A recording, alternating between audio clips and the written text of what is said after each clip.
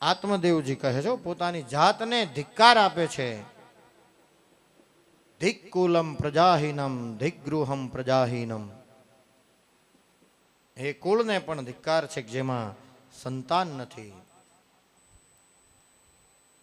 આત્મદેવને થયું અમારે ત્યાં સંતાન નથી એટલું જ નહીં, પણ અમારા આંગણાની અંદર એક ગાય છે એને પણ સંતાન નથી. આંગણાની અંદર એક વૃક્ષ ઊભું છે એને પણ ફળ નથી આવતા. આત્મદેવને એક સમયે દુઃખ થયું અને એ દુઃખની અંદર વલોવાયેલા હૃદયની અંદરથી એક વિચાર આવ્યો. આત્મદેવને થયું કે ધિક્કુલમ ધિક જીવનમ ધિક પ્રજા. બધાને ધિક્કાર છે, આ કુળને પણ ધિક્કાર છે, ઘરને પણ ધિક્કાર છે. ક્રોધ અને દુઃખમાં આવો વિચાર આવ્યો. આત્મદેવજીએ નક્કી કર્યું કે હવે જીવનમાં કઈ સાર છે નહીં, હવે જીવવું નથી. આત્મહત્યા કરવાનું નક્કી કર્યું. એક દિવસ પોતાના ઘરથી થોડે દૂર વનમાં જઈ અને એક સુંદર મજાનું તળાવ જોયું. આ તળાવની અંદર પ્યાસ બુજાવવા માટે પેલા ખોબો ભરી અને જલપાન કરવા જાય.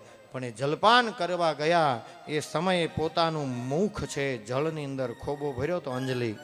એ અંજલિમાં પોતાના મુખનું દર્શન થયું અને વિચાર આવ્યો કે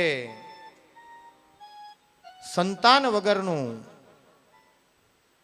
ખાલી જીવન જ નકામું નહીં, પણ પિતૃ પણ ધિક્કાર આપે છે. આ વિચાર આવ્યો. અશ્રુઓની ધારા એ અંજલિ જે ભરેલી હતી એની અંદર અશ્રુઓની ધારા ટીપા પડવા લાગ્યા અશ્રુઓના. અને આજ આત્મદેવને દુઃખ થયું કે આજે તો હું અંજલિ આપીશ, પણ કાલે મારી પાછળ કોઈ નહીં હોય તો આ ખોબો ભરી અંજલિ નહીં પણ અશ્રુઓનું પાન મારા પિતૃઓને કરવું પડશે. આવો વિચાર આવ્યો એટલે અંજલિ છોડી ખોબો ભરેલો હતો એ ઠાલવી અને એ તળાવની જે પાળી હતી, સરોવરની પાળ હતી, એની ઉપર ચડી અને આત્મહત્યા કરવા જાય, તળાવની અંદર પડવા જાય છે.